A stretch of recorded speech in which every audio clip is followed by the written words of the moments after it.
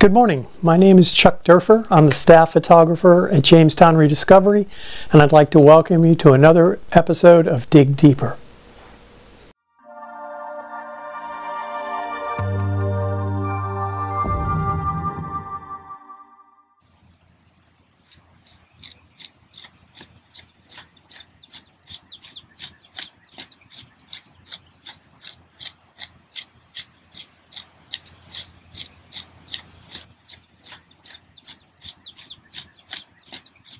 Today I'd like to tell you a little bit about the work that's going on in my home office, but before that I'd like to take a little time to tell you about my regular job when I'm at Jamestown Island.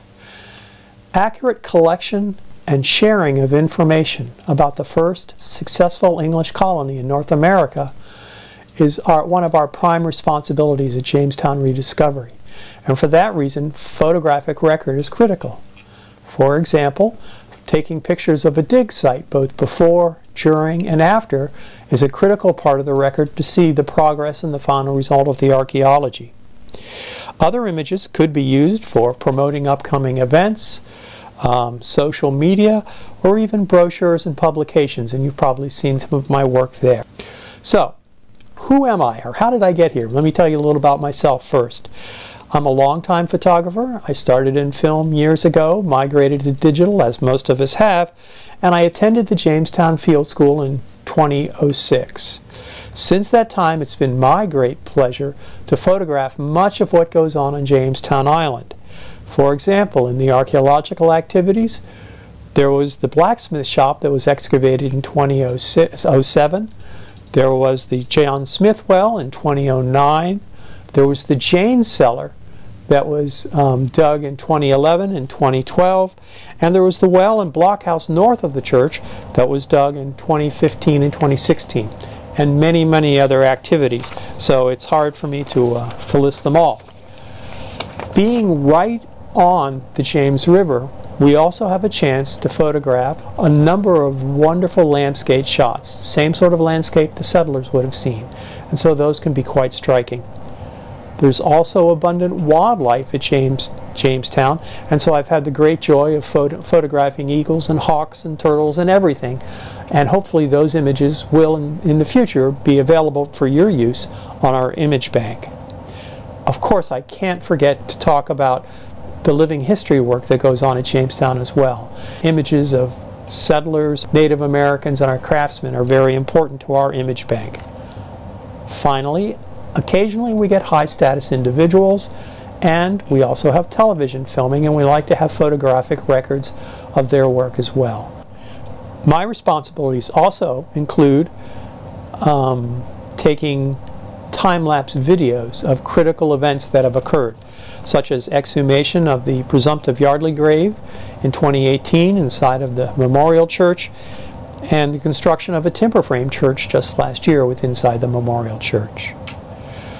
Recently, I've also begun taking photos that are used to make that can make 3D models or photogrammetry, and that's the subject for an entirely different video, but it's a way that we can use photography to give us records that are rivaling the transit data, if not better than, in terms of recording a dig site. While it was fun to look at those images, I did it for a second reason, and that was to give you a sense of the breadth and the scope of the photos that are in my image archive. Currently there are about 15,000 images and about 5 terabytes worth of data. During this time of shelter in place, I've had an opportunity to address one of the major problems with that photo archive, and that is the ease by which we can recover images for use. Currently all the photos are actually stored by the date they were taken, but that has an inherent problem.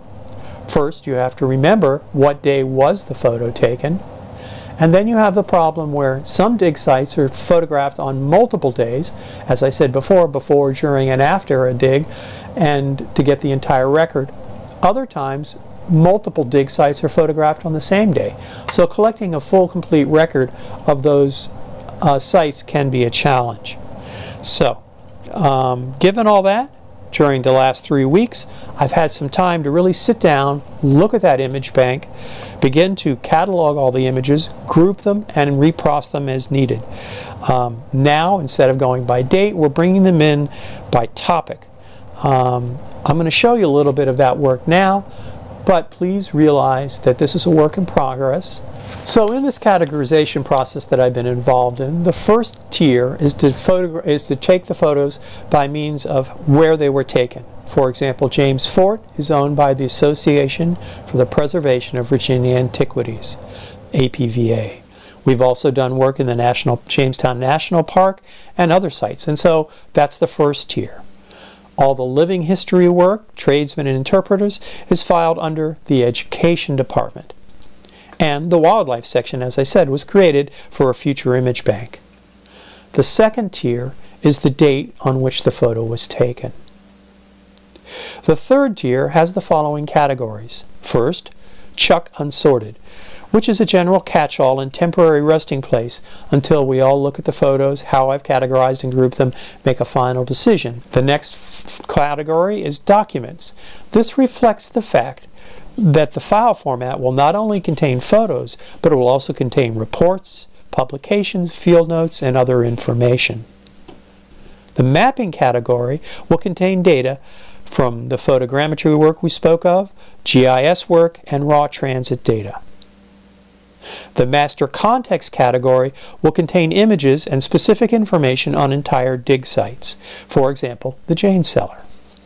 The Overviews category will contain photo records of test units so that we have them easily where we need them. So that's the overall structure. Now let's take a closer look into my world. For example, within APVA 2018, Chuck Unsorted, we see several topics. There's archaeology, which includes images of work done inside the church on several different dates. There are several different archaeological features and post holes that are separated. There are images from several different burials, different archaeological staff giving tours, image of the ground penetrating radar work we did on the presumptive Yardley grave in 2018. Also in this category we see scenic landscape photos of 17th century ships, sunrises and sunsets, Pocahontas statue, and foul weather. The latter category is particularly valuable when we need to post something on social media about the park being closed because of high wind or rain or whatever. So while this may have actually looked pretty easy to do, it has been a challenge because we're dealing once again with 15,000 photos. Also, many of the photos from 10 years or more ago have been reprocessed. And that's because the software for working on photos during the last 10 years has gotten considerably better, as has my skill in manipulating them. You've already seen some of these images today. So that's it. I really want to thank you for taking the time to take a peek at my world and what I'm up to. I ask you all, please stay safe. I look forward to us seeing each other in person on Jamestown Island when it's back and open again. And until that time, or even after, you may want to visit the Jamestown Rediscovery YouTube channel. There are a number of wonderful videos that talk about everything we do, and it's a great way to keep yourself up to date on our activities. With that said, thank you again.